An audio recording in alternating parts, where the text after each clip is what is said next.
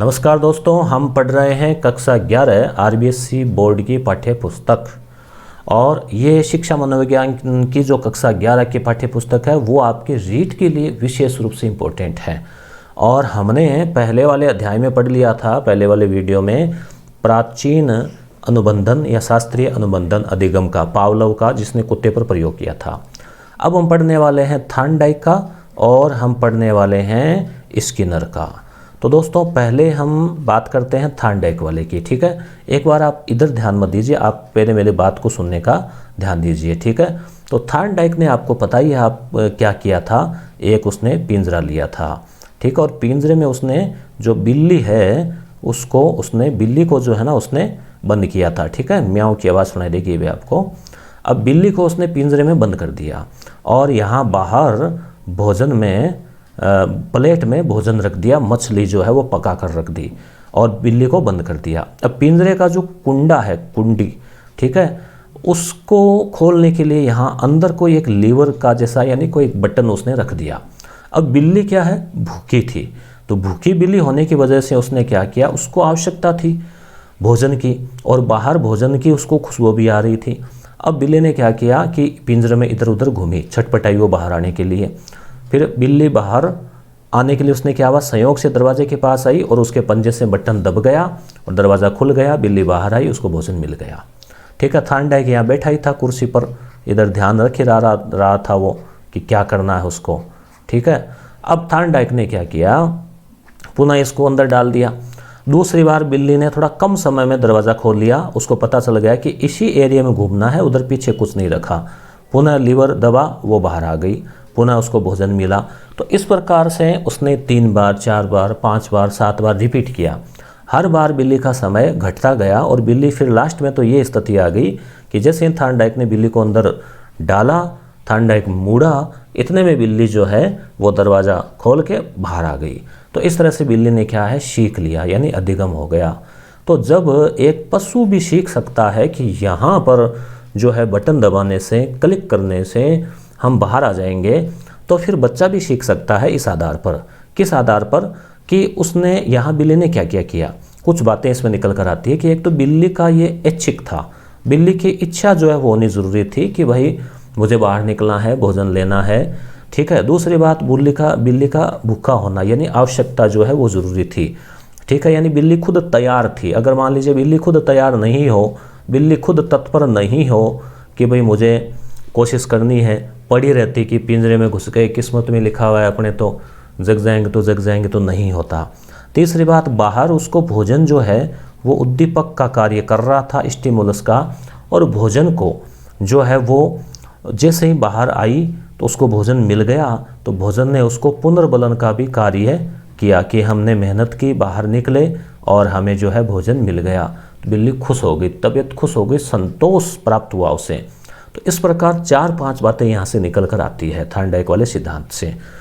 ऐसा ही प्रयोग स्किनर ने भी किया, ठीक है दोस्तों। स्किनर का भी प्रयोग जो है वो इसी प्रकार का रहा। स्किनर ने क्या किया, स्किनर ने जो है वो स्किनर ने क्या किया कि एक पिंजरा लिया। अब ये आपको सीधा इसका पिंजरा दिखा देते हैं, फिर हम इसको पढ़ेंगे, ठीक है। स्किनर ने एक पिंजरा लिया और पिंजरे में उसने चूहे को डाला। तो ये अपने घरेलू पिंजरा नहीं है साधारण, ये पिंजरा है, स्किनर बॉक्स बोलते हैं इसको। और यहाँ एक कोई बटन सा लगा दिया, ये बटन अगर दबेगा तो भोजन की एक गोली जो है वो आके गिरेगी कटोरी में और चूहा उसको खा लेगा। यहाँ भी वही बात है, चूहा जो है वो भूखा था और चूहे ने जो है यहाँ इधर उधर वो घूमा, फिर लीवर के ऊपर आके गिरा, लीवर पर वो आया, लीवर दब गया, यानी बटन दब गया, भोजन मिल गया। चूहे ने भी इसी प्रकार से जो है क्या किया, इधर उधर न घूम के फिर सीधा बार बार यहीं पर घूमने लगा और लास्ट में तो इसकी स्थिति ये आ गई कि जब भी भोजन की इच्छा होती सीधा उस पर लीवर पर चढ़ता, लीवर दबता, भोजन करता, बस रेस्ट। तो इस प्रकार से चूहे ने भी सीखा। यहाँ 3-4 बातें जो है वो निकल कर आती है। अब देखते हैं हम क्रिया प्रसूत या नैमित्तिक अनुबंधन क्या है। सभी प्राणी 2 प्रकार का व्यवहार करते हैं, ऐच्छिक और अनैच्छिक। ऐच्छिक का मतलब होता है कि अपन इच्छा से, तो प्राचीन जो अनुबंधन है वो अनैच्छिक है, जबकि ये जो है क्रिया प्रसूत ये ऐच्छिक व्यवहार को स्पष्ट करता है। पहली बात तो ये क्लियर हो गई।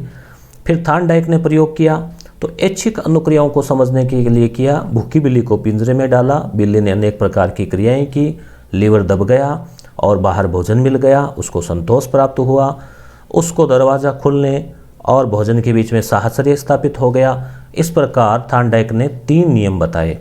प्रभाव का नियम यानी भोजन मिला, खुश हुई। जैसे मान लीजिए आपका रीट में सिलेक्शन हो जाए, आप प्रभावित होंगे, आप आगे और तैयारी करेंगे फिर फर्स्ट ग्रेड की ओर की कि भी हमने रिजल्ट प्राप्त कर लिया। पुनरावृत्ति होती है। अच्छा जो कार्य होता है, यदि एक अनुक्रिया के संतोषजनक परिणाम प्राप्त होते हैं तो उसकी पुनरावृत्ति होती है। जैसे उदाहरण के लिए हमने यस गुरु ऐप पर रीट की टेस्ट सीरीज शुरू की, आपके द्वारा बहुत अच्छा रिस्पॉन्स मिला, तो हमने क्या हुआ, हमने उसकी पुनरावृत्ति का प्रयास किया, संतोषजनक परिणाम मिला और हमने कॉलेज व्याख्याता के लिए भी टेस्ट सीरीज शुरू कर दी एसपी सर के जो है मार्गदर्शन में। तो यहाँ क्या हुआ, तो यहाँ वही बात है प्रभाव का नियम। तो ऐच्छिक व्यवहार का अध्ययन जो है वो थार्नडाइक ने किया था, उस पर बीएफ स्किनर ने और ज़्यादा अध्ययन किया। थार्नडाइक ने 3 नियम दिए थे। ट्रिक याद रखना, अतप ट्रिक ये भी है थार्नडाइक वाले कि थार्नडाइक जो है उसने बिल्ली पर प्रयोग किए। तो आप याद रखना, बिल्ली के डाई की थार्नडाइक ने, देखो नाम है ना डाई, थॉर्नडाइक, तो आजकल डाई सभी करते हैं, तो उसने बिल्ली के डाई की। एक तो ये ट्रिक याद रखना। और बिल्ली के डाई करते हैं तो कई गलतियां भी होती हैं, तो त्रुटियां भी हुई। ठीक है, त्रुटि और अभ्यास और त्रुटि। ठीक है, ये ट्रिक है अतप। अतप का मतलब है अभ्यास का नियम, यानी अभ्यास ज़रूरी है, किसी चीज़ को प्रैक्टिस ज़रूरी है। चाहे साइकोलॉजी पढ़नी हो, चाहे ड्राइविंग सीखनी हो, चाहे कोई घरेलू काम करना हो, भोजन पकाना हो, कुछ भी हो, सब में अभ्यास ज़रूरी है।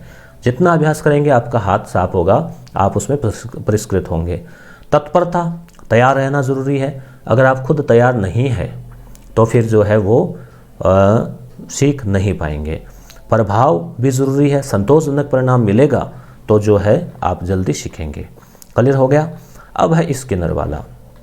स्किनर ने क्या किया, स्किनर ने भी चूहे और कबूतरों पर प्रयोग किए। इसकी ट्रिक ये है कि स्किन का मतलब त्वचा की देखभाल में चूक नहीं होनी चाहिए। इस ट्रिक से चूक का मतलब चूहे और कबूतरों पर। ये स्किन है, त्वचा है, इस पर मैंने जैसे ये बांध रखा है सूत, मोड़ी बांध रखी है सूती, तो स्किन सूत से मतलब क्रिया प्रसूत। तो ये आप ट्रिक याद रख सकते हैं, क्रिया प्रसूत।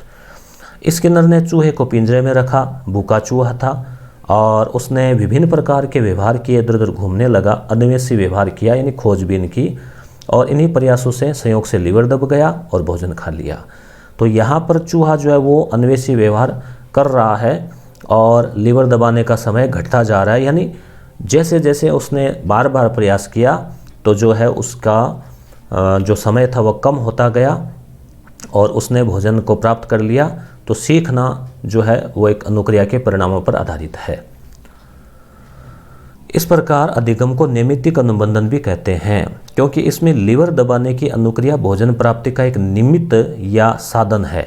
तो नैमित्तिक का मतलब एक निमित्त यानी साधन। तो भोजन जो है लीवर दबाने की अनुक्रिया कि भाई हम लीवर दबाएंगे तो ही भोजन मिलेगा, तो एक निमित्त यानी साधन हो गया।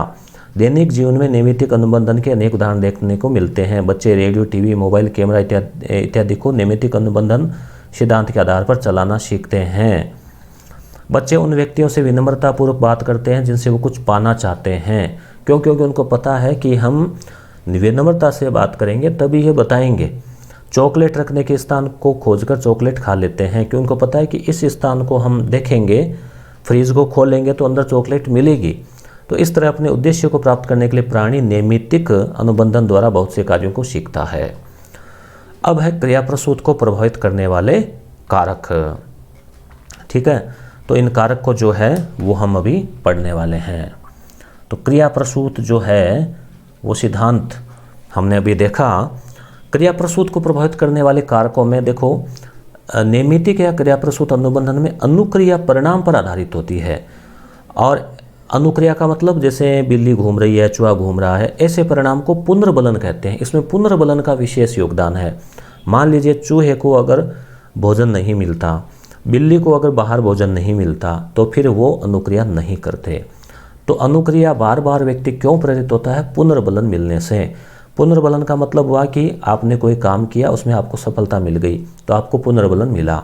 आपने कोई काम किया, आपको शाबाशी मिली तो आपको पुनर्बलन मिला, तो आप उस काम को बार बार करना चाहेंगे।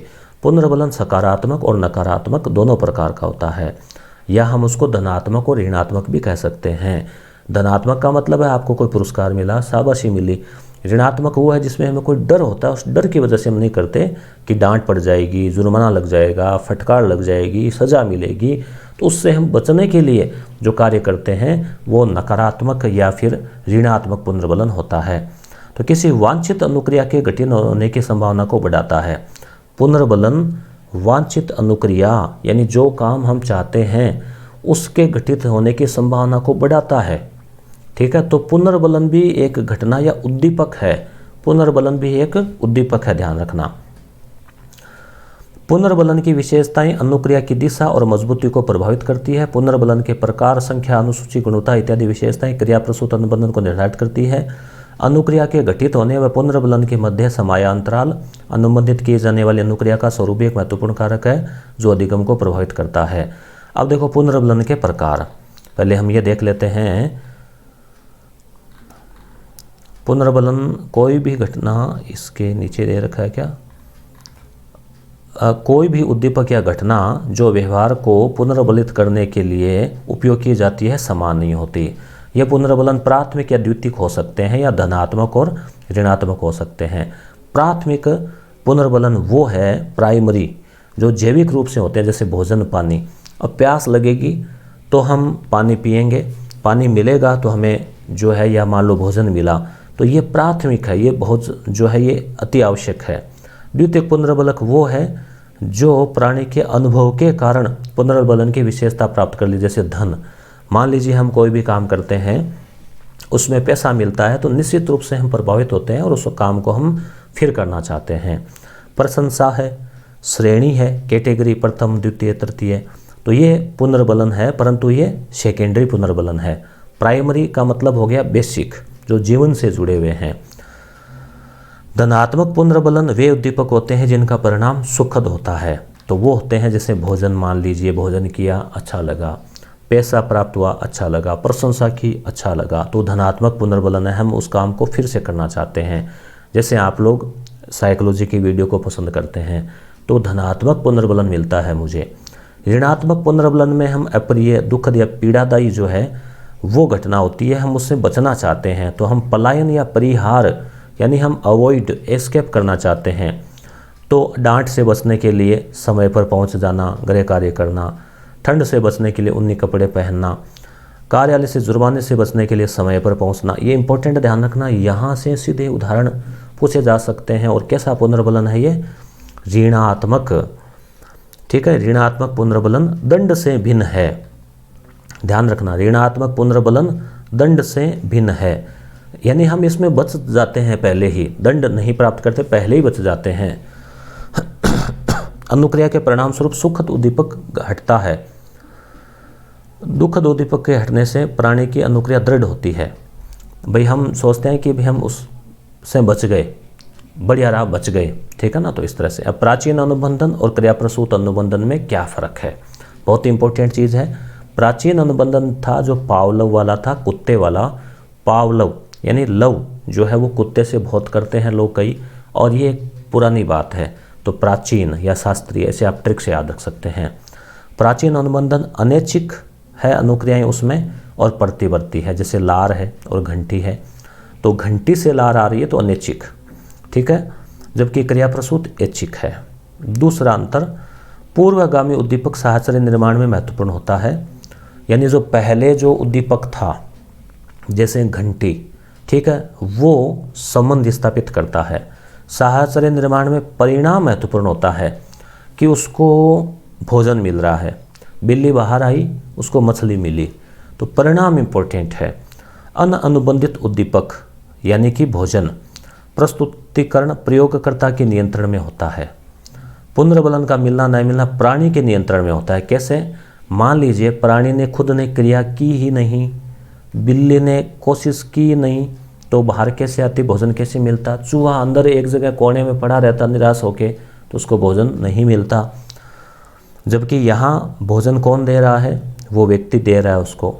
प्राणी निष्क्रिय होता है, इधर प्राणी सक्रिय होता है, इसलिए इसको सक्रिय या क्रिया प्रसूत। अनुबंधित उद्दीपक यानी घंटी के बाद अनुबंधित उद्दीपक यानी भोजन आने की संभावना आशा जगती है कि घंटी बजी है मतलब भोजन आएगा। यह एक सही अनुक्रिया के पश्चात पुनर्बलन की प्रत्याशा होती है। यहाँ पर यह होता है कि भाई हम कहाँ प्रयास कर रहे हैं पर ये लास्ट वाला तीर सही लगा है, तो सही अनुक्रिया होगी, लीवर पे बटन पंजा जाएगा, तभी जो है पुनर्बलम मिलेगा कि अरे ये जगह सही है, यहाँ दबाओ। लक्ष्य एक उद्दीपक के प्रति नई अनुक्रिया उत्पन्न कर, लक्ष्य क्या है, एक उद्दीपक के प्रति एक नई अनुक्रिया उत्पन्न करना है। इसका लक्ष्य है किसी पूर्व उपलब्ध अनुक्रिया की दर को बढ़ाना है। इसमें तो हम नया संबंध स्थापित करते हैं, इसमें जो पहले जो सफलता मिली उसको फास्ट करना, जैसे जल्दी पिंजरे में गए फिर जल्दी बाहर आए, तो इन दोनों में अंतर है। तो दोस्तों अब हम आगे जो है पार्ट 2 में पढ़ेंगे। धन्यवाद।